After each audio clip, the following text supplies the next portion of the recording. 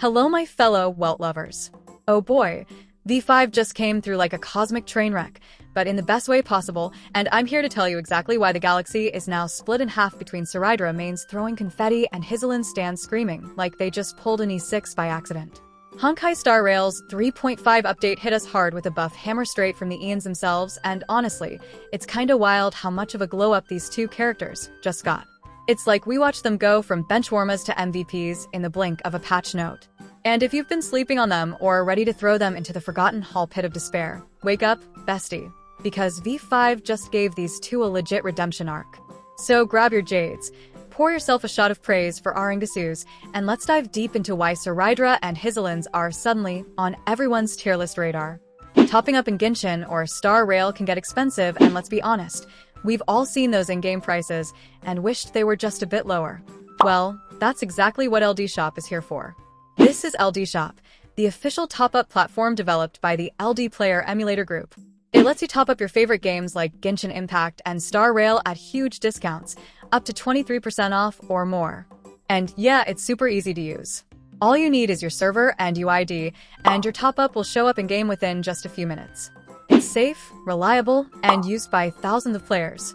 You can even compare prices, for example, something like the Supply Pass or a 6480 Stellar Jade Bundle. It's way cheaper here than in-game. If you register using my link, you'll get a 15% off coupon and an extra 5% off coupon, which can save you up to $50 on your first top-ups. Plus, LD Shop gives you the same first top-up bonus you get in-game, so you're not missing out on anything. And if you're planning to spend more, here's a bonus. If you spend over $80, you'll unlock VIP status, which gives you a free supply pass and more perks. So if you're looking to save while still getting everything you normally would in-game, just use the link in the description and get Phanon or the Fate collab characters while saving more. Let's start with Cerydra, aka the Queen of Niche who finally got the meta attention she deserves. Look, I won't sugarcoat it. Before this update, her kit was like bringing a pillow to a gunfight. It had potential, sure, but only under super specific conditions, and most of us just don't have the roster setup or emotional energy for that. In her previous states, her buffs were weirdly locked behind other characters' ultimates, like Phanon's departure mechanic. Yeah, it was thematic or whatever, but in actual gameplay, that was a hard pass for me, dog. You were basically being told, hey, want to use this character? Cool, now also pull this one, and maybe two more to make her work. No thanks. But V5? Oh, baby. It's like Hoyo finally listened to the community yelling, let her cook, and gave her the proper kitchen. First up, the biggest W in her kit is that her resistance penetration buff, originally exclusive to units who use departing ultimates, is now universal. Yes, you heard me right.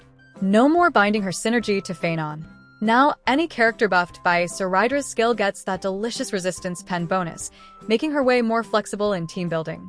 This makes her a legitimate support for not just one character, but potentially an entire roster. Robin, Dr. Ratio, even Dan Haniel can now tag team with her, and it works. That's what I call evolution, baby. But wait, we're not done yet because Cerydra didn't just get one universal buff. Oh no, Hoyo dropped a second. More Galaxy Brain change that finally gives her some real DPS relevance. They basically ripped out a piece of her E6 and slapped it into her base kit. Now, whenever a character who has her upgraded skill buff uses an attack, Cerydra automatically fires off an extra instance of wind damage equal to 60% of her attack. This can happen up to 20 times, and it resets every time she ults. Like, hello? She's got Robin Light sub-DPS vibes now, but instead of sharing the stage, she's backflipping into your damage numbers with no cap on her crit potential. No crit damage cap on her talent trigger, and 100% crit rate built into her kit. That's just begging for massive green numbers all over your screen. It's like she went from being a glorified buff stick to a full-on combo-breaking storm goddess. Now, obviously, this doesn't catapult her into the top tier of the meta overnight. She's not power-creeping Bronya or anything crazy like that, but the changes make her genuinely viable in many more teams, and that's a huge win. She's no longer a charity pick for Phanon mains. Now she's a real option for players who want utility and style in their lineup. Honestly, I'm so hyped I might just roll for her again when her rerun drops, because these buffs turned her from why though to why not. But alright, let's shift gears and talk about the absolute madness that went down with Hizelins. If Cerydra got a glow up, Hizelins got a full-on cosmetic surgery, and it's mostly focused on her Idolins.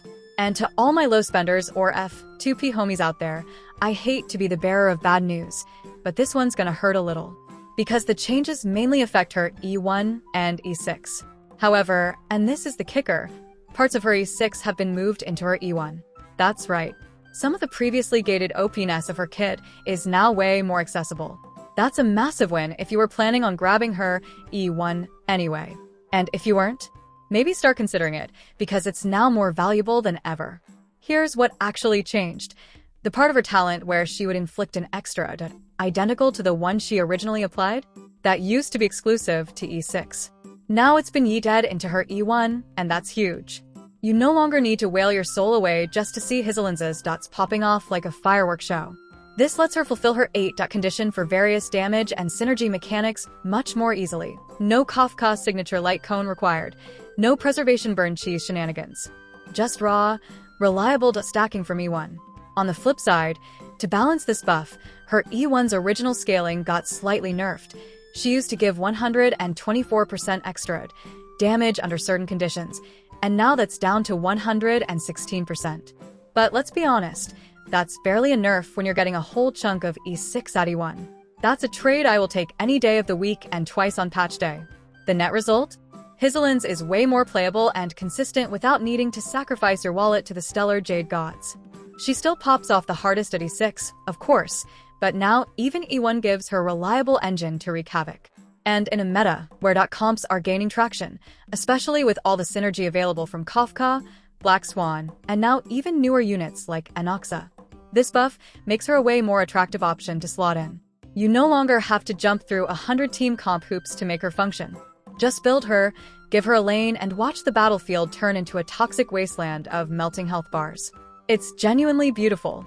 So yeah, while these changes aren't some world-ending power creep levels of broken, they are absolutely the kind of thoughtful mid-cycle buffs that breathe new life into characters who needed it. Cerydra's finally out of her niche cage and ready to stand beside the big-name buffers with actual value. Hizelins got her power redistributed in a way that doesn't require you to wail just to feel her full potential. It's AW all around, and honestly, I'm just thankful V5 gave us something to get excited about after the lukewarm spaghetti that was V4. If you're still deciding whether to pull for either of them, let me throw in one more thing. Remember that we've got reruns on the horizon, and the likelihood of both of these characters appearing in banners again just went way up after these changes. Not only does the dev team want to make older units more viable for new players, but they also want you to feel like there's value in pulling reruns. So, if you've been hesitant, maybe hold your jades just a little longer, because we could see some surprise banners pop up that include Cerydra or Hizelins with these juicy buffs baked in. Alright, one final disclaimer. This is all based on V5 test server data, and while these changes look finalized, there's always a sliver of a chance something could get shifted around before the actual release. So don't go burning your wallets until the patch officially drops. That being said, everything we've seen so far looks pretty locked in. So, what do you think? Are you suddenly seeing the light of Cerydra supremacy? Is your E1 Hizelins finally looking like a damage god? Or are you still holding out for the next banner because you're emotionally committed to rolling for Harmony Trailblazer like me? Let me know in the comments. I want to hear your thoughts, your cope, your salt, and your strategies. And if you vibed with this chaos, consider hitting that sub button because I've got plenty more where this came from. Alright, my fellow Welt lovers, I'm out for now. May the warp bless you. May the crits favor you, and may your Cerydras always proc that wind damage 20 times in one round. Peace.